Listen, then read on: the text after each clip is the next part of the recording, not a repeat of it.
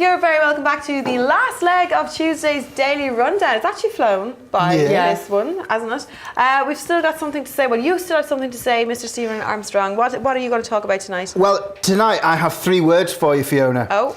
And these 3 words are words which I think should be brought back into common usage. So they're not used? No, well, I think they're not used enough.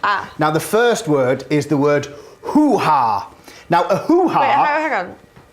Is that a word? Hoo-ha? A hoo-ha. Of course it's a hoo-ha. There's many a time I've had a hoo-ha. Oh, a hoo-ha. Not in an Al Pacino sense. No. That's a hoo-ha.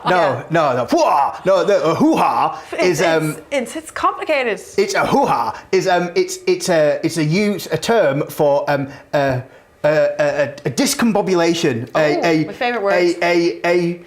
An expression of dissatisfaction, rather loud. Somebody arguing, like somebody. Yeah, exactly. Stop causing a hoo-ha. There's a big hoo-ha. Exactly. There's a big hoo-ha outside. That's a good word. There you go. Now the second word. Discontinued. No, I heard it today. My partner told me a tale about a hoo-ha that had been generated at work over a quiz. Now I will tell you about this some other time. Oh, there was an adjudicator involved. There was people locked in rooms, but there was a hoo-ha from Guildford. That's next level hoo-ha. Yeah, hoo-ha. There was an Uber hoo-ha. So they raised a hoo-ha. Now, the second one is a word that is used now, but is mispronounced. And it is the word hoorah. Now, hoorah, not hooray, hoorah. It's something you say after you've done something that you're very proud of, Jackie. Really? So after you've had a particularly good blog, you would go, hoorah! And then it's best done with a sword or some kind of like a musketeer sort of, hoorah! Spell this. I'm not good with spelling. I'm a speaker, not a speller. So of the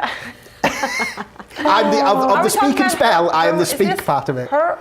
Hurrah! Hoorah! Now, there was a bit of that in the Enid Blyton book. Hoorah! Yeah, it's not all the way back to the Musketeers. Not all the way back, but let's just the famous 5 with their they liked a bit of a hurrah. Their foils, the epithets. Hoorah! And the third one is it's what a group of people say after they've done something that they are very proud of, and this is the word huzzah! Huzzah! Again, always with the sword. Huzzah!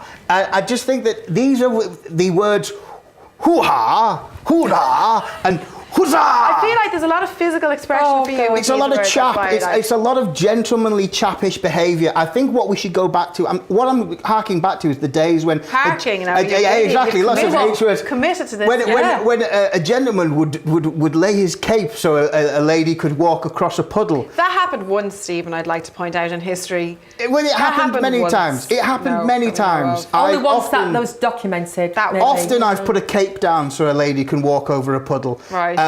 It got me into a lot of troubles. That's how I lost my job as a lollipop man. But a caped lollipop man? Yeah, I was a lollipop man. I had a really big head and no, I didn't.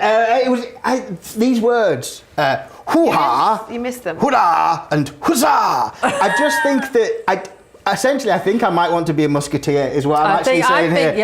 Modern day musketeer. Yeah, modern day musketeer that looks Stephen, like do you a not tramp. think every single day they make up a new word? They make up a new word, exactly. I was going to mildly swear, but they make up a new word and they say this is a word, just we've said so it's in the dictionary. Last year, the word of the year was an emoji. That's the stage we are at the world. We don't need any of these, but we need to be dropping some words off the other end. So, huzzah! Well, no, I think we should do this. I feel like huzzah is a drink or something as well. Is there a drink called huzzah? I feel like there might be. I don't know. Well, we should bring it back. Maybe. Huzzah! Yes, that's it. A shot of huzzah. Maybe that's where huzzah is going. Yeah, you could buy I think we have enough words. Do you don't think so? I think we should have more words. I think we should have more words because we seem to invent in words that we don't need, and we have words, and we have words that people use that like the word that at the moment is mostly frustrating me is the word random when it's used in the wrong terminology. How random? Yes. Now I've been on a bus and heard somebody say, "Oh my God, this bus is so random." Oh, I hate that. It has a timetable. It quite literally isn't random. It's the exact opposite. It's exactly very specific. Yeah, and I mean, we've got past the people who can't use the word literally. properly because I literally want to punch those people. And I'm using that word correctly. No, it's the making up words that are the worst. I mean, I kind of felt like once they brought out phablet, I was like, that's it. Someone needs to just say, right, the dictionary is closed.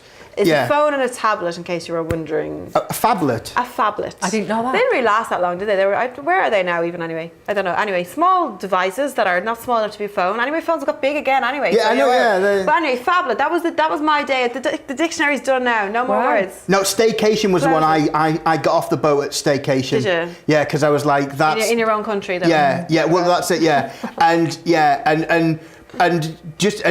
if we don't have time to talk about how angry I am with what Booking.com have done to their advertising, because they're just trying to shy away from saying a rude word, and we all know you can tell, it's Booking.com. It's about booking a holiday. Yeah. That's all it is. People, get over yourself. You know, it's just, I think that we I don't know that one. Oh well, don't. As soon as you see it, you'll know. Yeah, Okay, yeah. It's similar to the risk when we're talking about fracking. But I just think that the English language is a beautiful language that I haven't yet mastered, and I just really want to try and bring it back. I think we should bring back more sort of old-fashioned words. Do you mean oldie worldy? Is that the kind of because that is a modern affectation, because they weren't called ye oldie. They would have just been called old tavern or tavern. We've done that. What we've been done is we've been lied to by the postmodernists. Well, there's a line to go off on. Thank goodness you're here. I think we have to finish on that, because it might be the best line that we finished, or something to say on. Thank you very much for that, Stephen. Huzzah! Huzzah! Indeed, Yeah. Huzzah! Right, let's go to our funny stories of the day. Not that was pretty funny, but let's go to our next one. Our last part of the show. This is the story. These are the stories that didn't quite make the main news today. A queen bee, but maybe they should have. Yes. A queen bee got trapped in the back of a 4x4, so her dedicated hive chased the vehicle for 2 days. Oh, bless them. We haven't had an update on whether or not the queen was actually reunited with her hive, but here are some pictures. Oh my goodness. Is this the right one? Is that our queen bee? Those bees are raising a hoo-ha. They are there, but then they're like, huzzah, we've found the queen bee. Although, are they? No, it's the wrong one. I don't know. That was the wrong picture. We were just bees everywhere. That was just bees today. everywhere. Bees everywhere. That was very random. It was. Yes, actually, you're on fire tonight. My God. No, but queen bee, do you not think that's lovely to see that in nature? That sort of dedication, that family connection. That kind of breaks my heart when I see that in nature. So hang on a second, where was the 4x4 going for 2 days? Why did it stop and pull over and see what the... No, apparently it did stop and pull over, but they were just still and they couldn't get to the queen bee. Oh. It was like the bee was on the other side of the Perch glass. And I guess they didn't realise. Did they realise the bee was in there, the driver? I think there's more to the story. I think after a while of being followed by that many bees, you would notice something was wrong. Why has nobody else got thousands of bees following their car? That's scary though. Oh, if you're afraid of bees, I guess that's the worst thing that could happen to you. Not one bee on its own, but a big swarm of bees. Yeah, that's literally the worst. Literally the worst thing that could happen to you if you were afraid of bees. Am I? Yeah. Okay. Yeah. Killing you here. No. That's you're just about there. I'm using them all properly. Yeah, you are. Yes, you are. I kind of feel like slipping in something that's just going to blow your mind completely, or just. Upsetting you. I await to be discombobulated. That's my favourite word, discombobulated. Gosh, I don't think we have time for this next one. A 250-year-old mansion that's packed with spooky atmosphere has gone on the market. Dating from 1741, the secret spooky home is Grade 2 listed and was left without residents for years till the current owner restored it, and it's full of all its curiosities. And here's what it looks like. It's yours for £3 million if you fancy. Spooky haunted house, Jackie. Not for you. I see by your I wouldn't be able to sleep. Expression. I wouldn't be able to. I would not be able to sleep. My house, Victoria, and I had issues with that one. I have to say. That's the end of the show, guys. We've literally gone all the way through. Yay! Stephen Armstrong and Miss Jackie Wright. Thank you to both of you. We're back tomorrow night with another daily rundown. We'll see you then. Good night.